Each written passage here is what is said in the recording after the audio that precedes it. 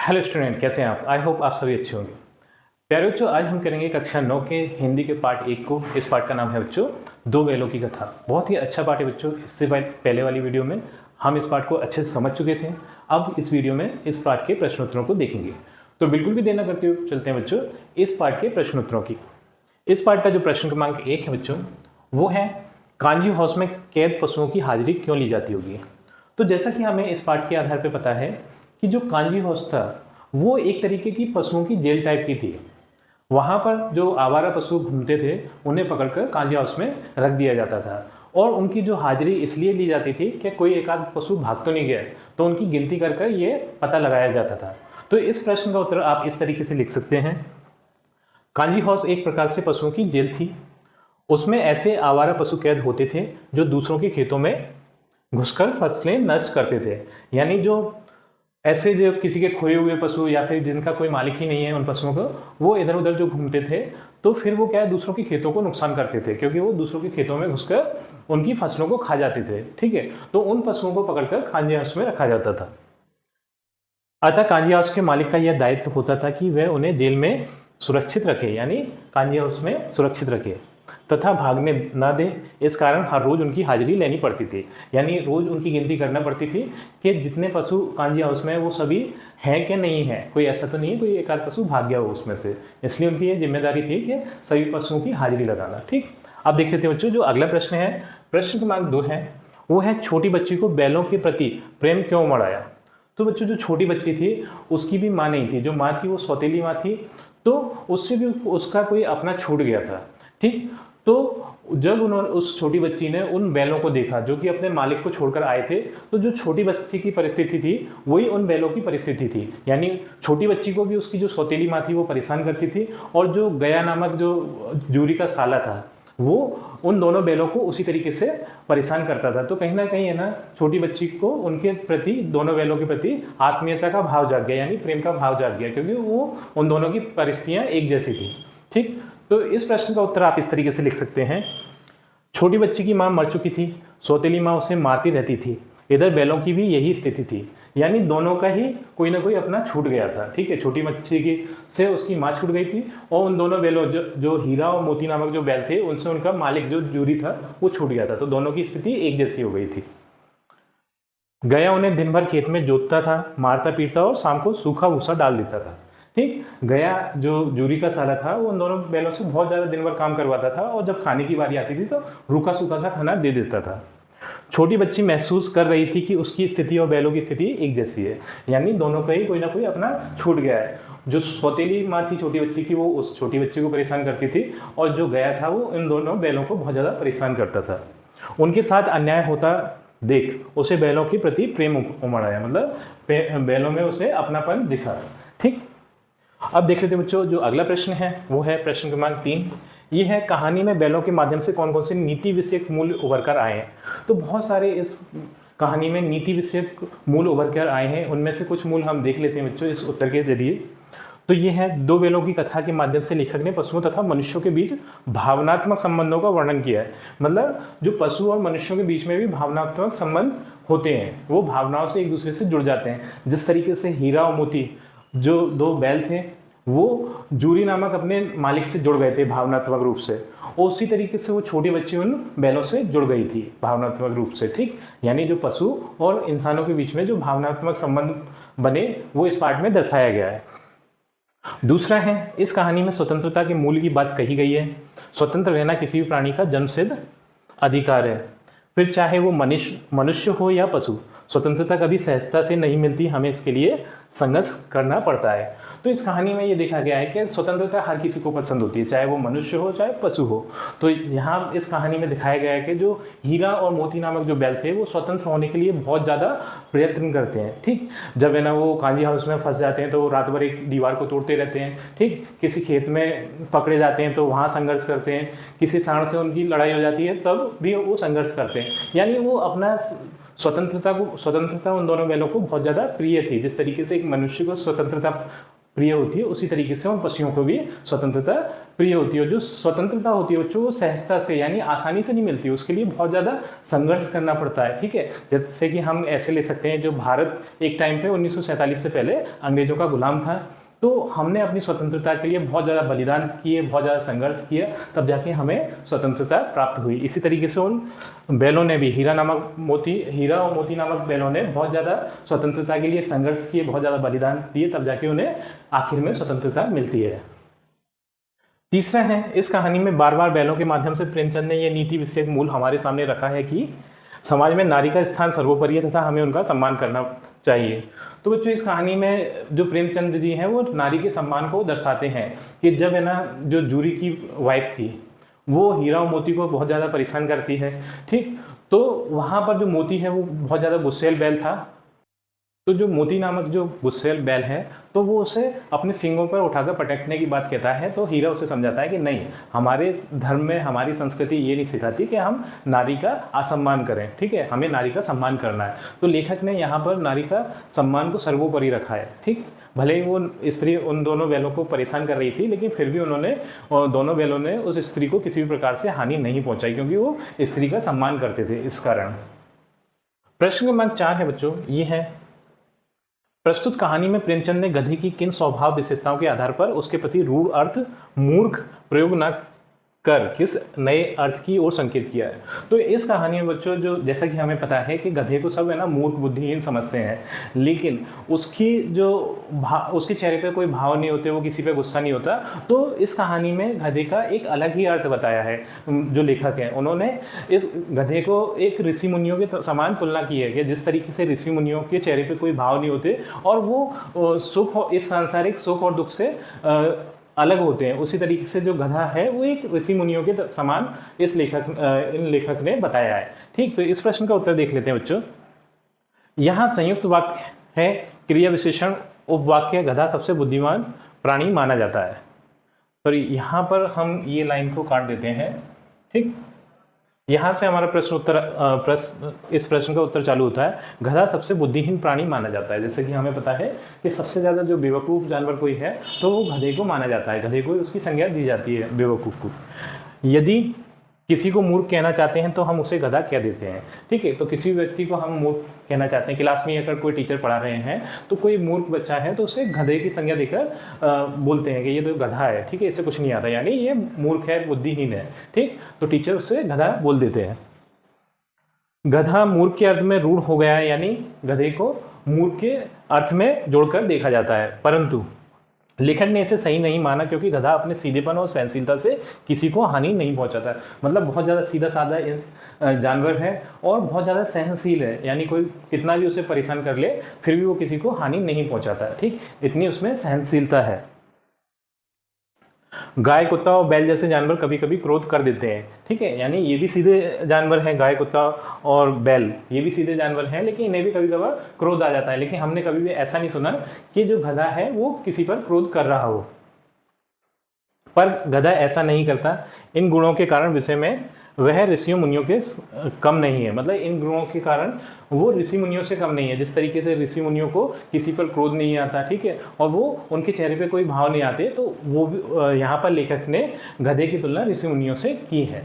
ठीक, अब देख लेते हैं बच्चों, जो अगला प्रश्न है, प्रश्न क्रमांक 5, वो है, किन घटनाओं से पता चलता है कि हीरा और मोती में गहरी दोस्ती थी।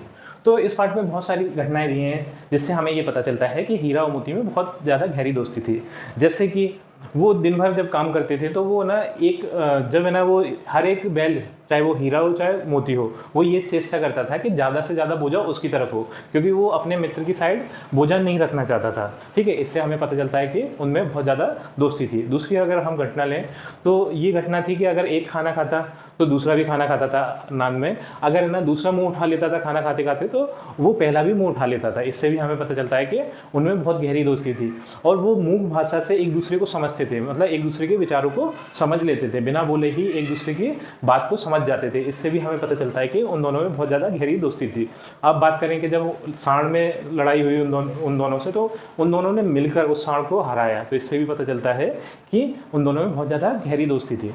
तो बहुत सारी इस पार्ट में घटनाएं हैं जिससे हमें पता चलता है कि उन दोनों में बहुत अच्छी गहरी दोस्ती थी। देख लेते हैं यहाँ पर, तो दोनों बैल हल या गाड़ी में जोत दिए जाते और गर्दन हिला हिलाकर चलते। उस समय हर एक की चेष्टा होती कि ज़्यादा से ज़्यादा बोझ मेरी ही गर्दन पर रहे, यानी वो अपनी तरफ बोझ लेना चाहते थे, ठीक है, क्योंकि उनमें ज़्यादा गहरी दोस्ती थी, वो अपने दोस्त को परेशान होते हुए नहीं देख सकते थे, इसलिए वो अपनी तरफ ज़्यादा से ज़्यादा बोझा लेना चाहते थे। दूसरा है, दिन भर के बाद दोपहर या संध्या को दोनों खुलते तो एक दूसरे को चाट चूट कर अपनी थकान मिटा लिया करते थे। यानी जब है ना दिन भर उनसे काम लिया जाता था, बहुत ज़्यादा थक कर चूर हो जाते थे, तो वो क्या करते थे कि एक दूसरे को चाट चूट कर अपनी थकान को मिटा लिया करते थे। यानी जो जानवर हैं वो उनमें ये अपना प्रेम प्रकट करने का ये तरीका होता है, वो जानवर दूसरे को चाटने लगता है जिससे कि वो अपना प्रेम प्रकट करता है। ठीक, आगे है, नांद में खली भूसा पड़ जाने के बाद दोनों साथ उठते, साथ नांद में मुंह डालते और साथ ही बैठते। एक मुंह हटा लेता था, दूसरा भी हटा लेता था, यानी वो साथ साथ खाना खाते थे। अगर एक खाना नहीं खा रहा तो दूसरा भी खाना नहीं खाता था। तो ये एक अच्छी दोस्ती की ही पहचान है। इससे हमें पता चलता है कि जो हीरा और मोती थे उनमें बहुत ज़्यादा अत्यधिक घनिष्ठ मित्रता थी। तीसरा है, मटर खाते समय मोती के पकड़े जाने पर हीरा भी वापस आ गया और दोनों ही कांजियों उसमें बंदी बनाए गए। जब है ना मोती मटर के खेत में घुसकर मटर खा रहा था और वहाँ से हीरा के पास है ना भागने का मौका था, वो भाग भी गया था काफ़ी दूर तक, और मोती को वहाँ पर गांव वालों ने पकड़ लिया था, मटर के खेत के मालिक ने पकड़ लिया था। तो वहाँ पर देखा जाता है कि अगर हीरा चाहता तो वहाँ से भाग सकता था, लेकिन हीरा फिर वापस आया और अपने दोस्त के उसने दोस्ती निभाई। ठीक है, तो वहाँ से भी हमें पता चलता है कि हीरा और मोती में बहुत अत्यधिक गहरी दोस्ती थी। अब देख लेते हैं बच्चों अगले प्रश्न को। जो प्रश्न क्रमांक 6 है वो है, लेकिन औरत जात पर सींग चलाना मना है, ये भूल जाते हो। हीरा के इस कथन के माध्यम से स्त्री के प्रति प्रेमचंद के दृष्टिकोण को स्पष्ट की थी। तो जहाँ पर मोती जो स्त्री थी उसको है ना अपने सींगों पर उठाकर फेंकने की बात कर रहा था, मतलब उसको, वहीं पर जो हीरा था वो बोल रहा था कि नहीं, हमें स्त्री जाति का सम्मान करना है, ऐसा नहीं करना है, जो हमारी धर्म और संस्कृति है वो इस चीज़ की हमें इजाज़त नहीं देती। तो यहाँ पे हमें पता चलता है बच्चों कि जो लेखक हैं यानी मुंशी प्रेमचंद जी हैं वो स्त्री जाति को सम्मान की दृष्टि से देखते हैं और उनके सम्मान को सर्वोपरि भी रखते हैं। ठीक, तो यहाँ पर इसका उत्तर हम देखेंगे। प्रेमचंद के मन में नारी जाति के प्रति सम्मान की भावना थी, यानी वो नारी जाति को बहुत ज़्यादा सम्मान करते थे, रिस्पेक्ट करते थे। नारी का स्थान समाज में सर्वोपरि है, यानी सबसे ऊपर है नारी का स्थान, वह पूजनीय है। तो यहाँ पर हम नारी समाज की पूजा भी करते हैं, ठीक है, बहुत सारी देवियों के रूप में पूजते हैं। ठीक, इसलिए नारी पर प्रहार करने का अमानवीय कहा गया है, मतलब वो जो हीरा है वो उसे अमानवीय कृत बोल रहा है कि ये एक अमानवीय कार्य है, हमें ऐसा नहीं करना। ठीक, प्रेमचंद ने अपनी रचनाओं में स्त्री पात्र का आदर्श रूप प्रस्तुत किया है तथा इन्होंने स्त्री प्रधान रचनाएं भी की हैं। इससे ये स्पष्ट है कि नारी के प्रति प्रेमचंद का दृष्टिकोण अत्यंत व्यापक है, यानी जो प्रेमचंद जी थे वो नारी समाज का बहुत ज़्यादा सम्मान करते थे, उन्हें सर्वोपरि रखते थे। ठीक, तो यहाँ पर बच्चों हम अगले प्रश्न को देख लेते हैं। अब जो प्रश्न क्रमांक 7 है वो है, किसान जीवन वाले समाज में पशु और मनुष्य के आपसी संबंधों को कहानी में किस तरह व्यक्त किया गया है। तो जो किसान है बच्चों वो पशुओं से एक तरीके से जुड़े होते हैं। तो इस कहानी में हमें ये दिखाया गया है कि जो किसान होते हैं वो उनसे जो पशु होते हैं वो भावनात्मक रूप से जुड़ जाते हैं। जहाँ पे हमने देखा कि जो हीरा और मोती नामक बैल थे वो है ना जूरी से बहुत ज़्यादा जुड़ गए थे, बहुत ज़्यादा उसके क्लोज हो गए थे। ठीक, इसलिए वो किसी भी कंडीशन में, किसी भी परिस्थिति में जूरी को नहीं छोड़ना चाहते थे। जब है ना गया जूरी का साला हीरा और मोती को लेकर अपने घर पर जाता है तो वो वहाँ जाकर खाना भी नहीं खाते और रस्सी तोड़ाकर अपने घर पर वापस आ जाते हैं और फिर है ना तरह तरीके से संघर्ष करते हैं अपने घर पर वापस आने के लिए, क्योंकि वो जूरी नामक किसान से भावनात्मक रूप से जुड़ गए थे। इसलिए तो इस पार्ट में यहाँ पर किसान और पशुओं के बीच में बहुत अच्छा संबंध दिखाया गया है। तो यहाँ पर हम देख लेते हैं बच्चों इस प्रश्न के उत्तर को। पशु आदिकाल से ही मनुष्य के साथ ही रहे हैं, मतलब बहुत पुराने समय से ही पशु और मनुष्य साथ साथ में रहे हैं। ठीक, किसान के लिए पशु वरदान के समान है। तो वरदान के समान इसलिए किसान के लिए क्योंकि जो किसान है उसके जो इनकम के स्रोत हैं, यानी पैसा अर्जन करने के स्रोत दो ही होते हैं, एक तो है खेती किसानी और दूसरा है पशुधन। ठीक, तो इनसे ही जो किसान का जो जीवन है वो इन दोनों के ऊपर ही निर्भर होता है। ठीक, तो उसके लिए बहुत ज़्यादा जो पशु होते हैं महत्वपूर्ण होते हैं। किसान हल चलाने, बोझ ढोने, पानी खींचने तथा सवारी करने के लिए पशुओं का प्रयोग करते हैं। तो यहाँ पर बहुत सारे जो ऐसे काम हैं जो किसान पशुओं से लेते हैं, जैसे कि हल चलाने। अब आप बोलोगे बच्चों कि आजकल तो ट्रैक्टर आ गए हैं, लेकिन पहले के समय पर किसान हल पशुओं के द्वारा ही, बैलों से ही चलवाते थे। ठीक, और बोझ ढोने, अब यहाँ पर भी बोलोगे कि लोडिंग गाड़ियाँ आ गई हैं। ठीक, तो उस टाइम पर जो बैलगाड़ियाँ चलती थी वो बहुत ज़्यादा काम करती थी किसानों के लिए। जो उनकी फसल वगैरह होती थी वो खेतों से घर तक लेके आती थी। तो जो बैलगाड़ियाँ थी वो बैलों के द्वारा चलाई जाती थी।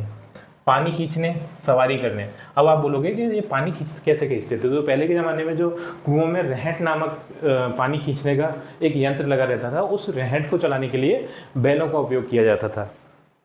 सवारी करने के लिए घोड़ा गाड़ी, मतलब घोड़ों पे हम पशुओं पर ही सवारी करते थे उस टाइम पर। ये हमारे जो बाइक है, कार्स हैं, इस टाइप के वाहन नहीं चलते थे। ठीक है, तो उस टाइम पर घोड़ा ही सवारी करने का सबसे अच्छा साधन था।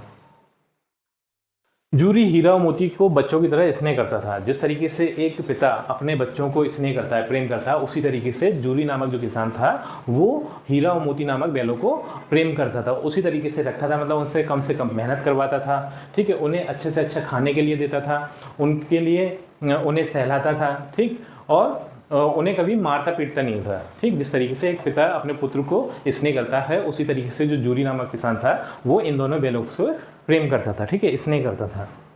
वह उन्हें अपनी आंखों से दूर नहीं करना चाहता था।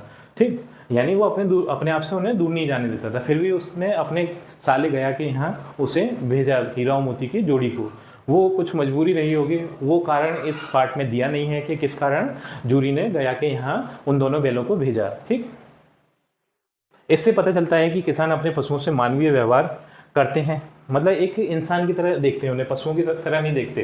ठीक, तो उनके जैसे एक इंसान के प्रति जो व्यवहार करता है, उसी तरीके से जो किसान होते हैं, जो इंसान होते हैं, वो पशुओं के से व्यवहार करते हैं। ठीक,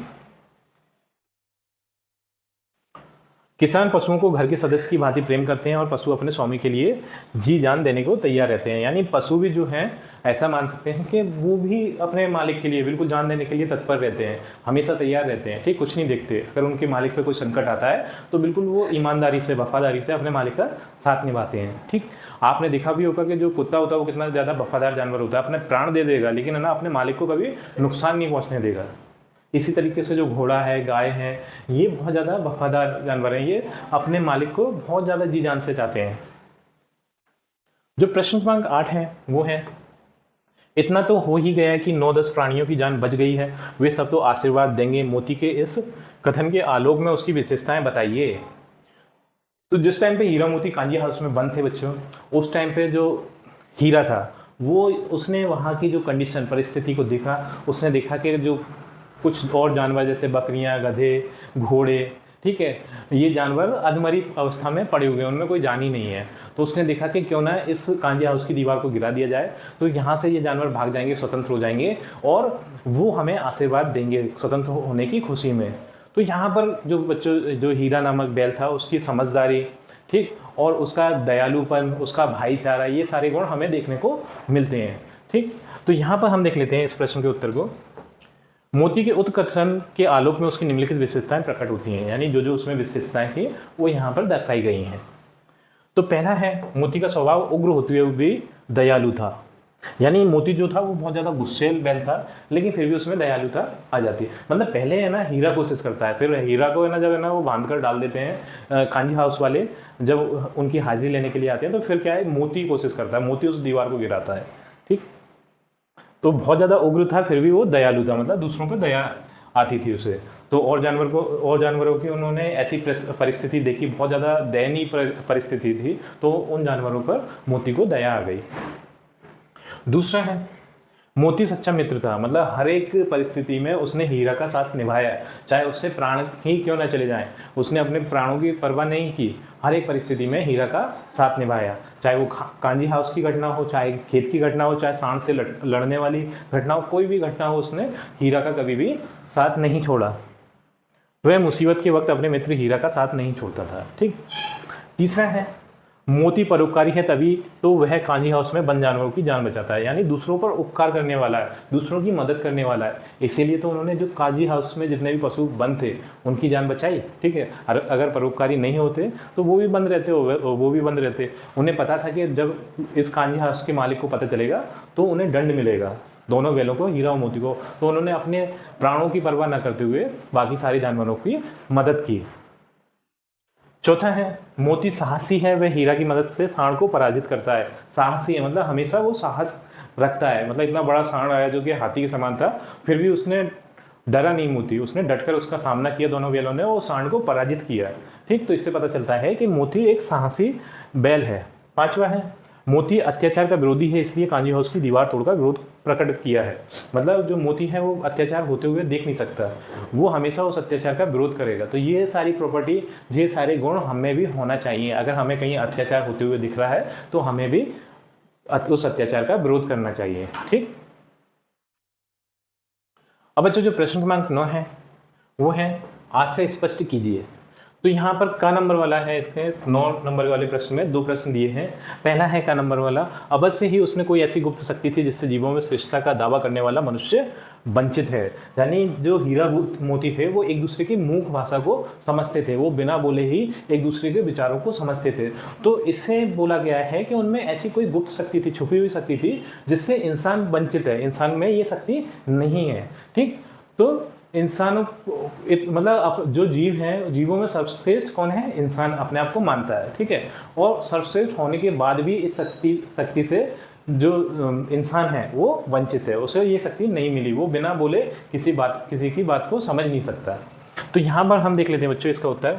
हीरा मोती बिना कोई वचन कहे एक दूसरे के मन की बात को समझ जाते थे, प्रायः वे एक दूसरे से स्नेह की बातें सोचते थे, यानी बिना बोले ही एक दूसरे की बातों को समझ जाते थे।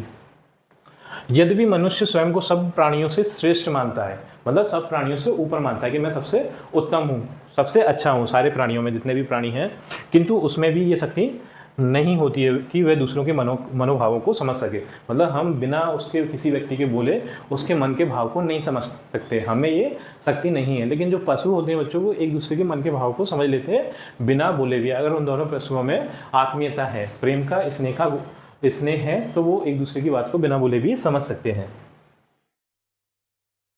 अब बच्चों जो प्रश्न क्रमांक 9 का जो खा नंबर वाला प्रश्न है वो है उस एक रोटी से उनकी भूख तो क्या शांत होती, पर दोनों के हृदय को मानो भोजन मिल गया।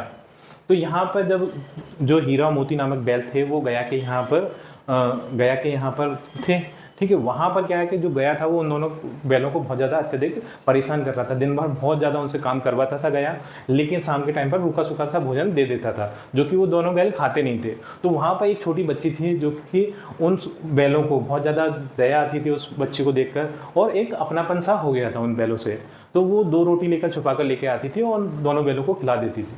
तो जो बैल होते हैं उनकी खुराकें तो बहुत ज़्यादा होती हैं, वो बहुत ज़्यादा खाना खाते हैं। उन 2 रोटियों से, मतलब एक रोटी से उन बैलों का भूख का कुछ नहीं हो सकता था, क्योंकि उस एक रोटी से खाकर उनकी भूख तो तृप्त नहीं हो सकती थी, लेकिन फिर भी उन्हें एक प्रेम का एहसास हो जाता था कि यहाँ भी किसी सज्जन व्यक्ति का वास है, यहाँ भी कोई एक अच्छा व्यक्ति रहता है, तो उनको थोड़ा सा मन की शांति मिल जाती थी। तो इस प्रश्न का उत्तर हम लिखेंगे हीरा और मोती गया के घर बंधे हुए थे, गया ने उनके साथ अपमानपूर्ण व्यवहार किया था। यानी पहले तो बहुत ज़्यादा काम करवाया, फिर उन्हें मारा पीटा, और उसके जो गया के खुद के बैल थे उन्हें अच्छा खाने को दिया, और जो हीरा मोती थे उनके सामने रूखा सूखा भूसा डाल दिया। तो इससे उनको बहुत ज़्यादा अपमान महसूस हुआ दोनों बैलों को, इसलिए वे क्षुब्ध थे। परंतु तभी एक नन्ही लड़की ने आकर उन्हें एक रोटी ला दी। यानी एक नन्ही लड़की है, वो वहीं गया के वहाँ रहती है, तो उसकी भी माँ मर चुकी है, तो वो उस लड़की ने लाकर छुपाकर 2 रोटियां एक दोनों बैलों को दे दी। यद्यपि इससे हीरा मोती की भूख कम नहीं हो सकती थी, तथापि उन्होंने बालिका के प्रेम का अनुभव कर लिया और प्रसन्न होते। तो उन्हें वो क्या, जो हीरा मोती थे वो प्रेम के भूखे थे, यानी उन्हें अपनी रिस्पेक्ट चाहिए थी, एक तो सम्मान चाहिए था। ठीक है, और दूसरी बात उन्हें कोई स्नेह करने वाला चाहिए था। तो वो स्नेह गया के घर पर उस छोटी बच्ची में मिला उन्हें। अब जो बच्चों अगले जो प्रश्न है वो है रचना अभिव्यक्ति। जो इसका प्रश्न क्रमांक 11 है वो है हीरा मोती ने शोषण के खिलाफ आवाज़ उठाई, लेकिन उसके लिए प्रताड़ना भी सही। हीरा मोती की इस प्रतिक्रिया पर तर्क सहित अपने विचार प्रकट करें। तो यहाँ पर बच्चों इस प्रश्न का उत्तर होगा हीरा मोती शोषण के विरुद्ध हैं, वे हर शोषण के विरुद्ध आवाज़ उठाते हैं। जहाँ भी उन्हें ऐसा लगता है कि शोषण हो रहा है तो वो अपनी आवाज़ उठाते हैं, वो शांत नहीं रहते, वो शांत बैठने वालों में से नहीं है। कुछ ऐसे व्यक्ति होते हैं, कुछ ऐसे इंसान होते हैं कि कितना भी उनका शोषण होता रहे लेकिन वो चुपचाप रहते हैं, उसे सहते रहते हैं। जैसे गधा है, ठीक है, वो सहता रहेगा। लेकिन ये जो हीरा और मोती की प्रवृत्ति नहीं है, ये इनका गुण नहीं है। तो ये क्या करते हैं कि जहाँ भी इनको शोषण होता हुआ दिखता है तो ये उसका विरोध करते ही करते हैं। उन्होंने ज्यूरी के साले गया का विरोध किया, क्योंकि ये जूरी का साला जो गया था वो हीरा और मोती का शोषण कर रहा था कहीं ना कहीं, दिन भर उनसे अच्छे से काम करवाता था, फिर उन्हें मारता पीटता था और शाम के टाइम पर उन्हें रूखा सूखा भूसा दे देता था। तो ये एक तरीके से उनका शोषण हो रहा था, तो उन्होंने वहाँ से भागकर उस चीज़ का विरोध किया, गया का विरोध किया। तो सूखी रोटियां और डंडे खाए। फिर कांजी हाउस में अन्याय का विरोध किया। तो कांजी हाउस में बहुत ज़्यादा अन्याय हो रहा था कि वो आवारा पशुओं को पकड़ के कांजी हाउस में डाल देते थे और फिर उन्हें खाने के लिए कुछ नहीं देते थे, सिर्फ पानी पानी देते रहते थे सुबह से शाम तक, जिससे कि जो कांजी हाउस में जो पशु रह रहे थे वो बहुत ज़्यादा दुर्बल हो गए थे। तो उन्होंने उस दीवार को गिराकर, कांजी हाउस की दीवार को गिराकर वहाँ से और पशुओं को भगाकर उस चीज़ का भी विरोध किया और बंधन में पड़े। मेरे विचार से उन्होंने शोषण का विरोध करके ठीक किया, क्योंकि शोषित होकर जीने का क्या लाभ। तो यहाँ पर मैं अपना विचार रख रहा हूँ कि उन्होंने ये अच्छा किया कि विरोध किया, क्योंकि है ना शोषित होकर जीने में कोई लाभ नहीं है। ठीक, तो शोषित होकर जीने से तो अच्छा है मर जाना बेहतर है। तो हमें भी हमेशा शोषण का विरोध करना है। ठीक, जो प्रश्न क्रमांक 12 है बच्चों वो है, क्या आपको लगता है कि ये कहानी आज़ादी की कहानी की ओर संकेत करती है? तो बिल्कुल बच्चों, ये कहानी जो है वो आज़ादी की कहानी से जुड़ी हुई है।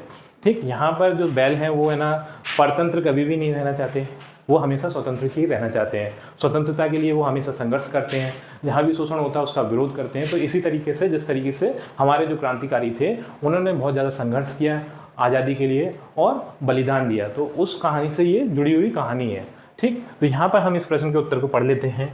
ये कहानी अप्रत्यक्ष रूप से आज़ादी के आंदोलन से जुड़ी है, मतलब ये अप्रत्यक्ष इनडायरेक्ट रूप फॉर्म में उस कहानी से, आज़ादी की कहानी से जुड़ी हुई है। ये कहानी दो बेलों से संबंधित है। दोनों बेल संवेदनशील और क्रांतिकारी भारतीय हैं, मतलब जो जिस तरीके से भारतीय संघर्ष कर रहे थे अपनी आज़ादी के लिए, उसी तरीके से ये बैल भी अपनी आज़ादी के लिए संघर्ष करते हैं।